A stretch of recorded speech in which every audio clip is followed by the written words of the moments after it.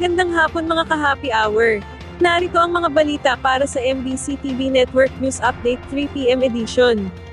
Sa umano'y dating PNP chief na tumanggap ng buwanang payola mula sa illegal na POGO. Taliwas sa nauna niyang pahayag, itutuloy pa rin ng PNP Crime Investigation and Detection Group o CIDG, ang pag-iimbestiga ukol sa umano'y dating PNP chief na tumatanggap ng payola mula sa mga illegal na POGO. Ito ang bagong sinabi ni PNP CIDG Director Police Major General Leo Francisco sa Damdaming Bayan, alinsunod sa utos ni PNP Chief General Romel Francisco Marbil. Ayon kay Francisco, magpapatuloy sila sa pag-iimbestiga sa mga opisyal na nasangkot sa mga isyu ni Alice Guo, mapamataas na opisyal man o hindi. Hindi titigil ang CIDG sa pag-imbestiga sa lahat ng nasasangkot kay Alice Guo.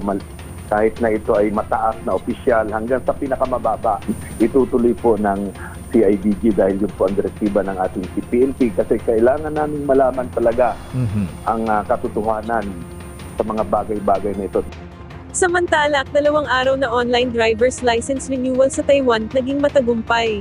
Pinaghahandaan na ng Land Transportation Office ang pagpapalawak ng online driver's license renewal sa iba pang bansa. Persigido ang LTO na gawin ito matapos maging matagumpay ang isinagawa nilang pilot online driver's registration sa Taiwan.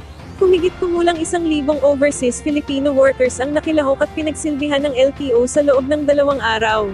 Ayon kay LTO Chief Vigor Mendoza II, nire-review na ng ahensya ang lahat ng feedback at observation sa 2 araw na pilot implementation ng programa. Aniya, iniutos ni Pangulong Ferdinand Bongbong Marcos Jr. na gawin din ito sa ibang bansa na may maraming bilang na OFWs. At yan ang mga balita para sa MBC TV Network News Update 3 PM edition.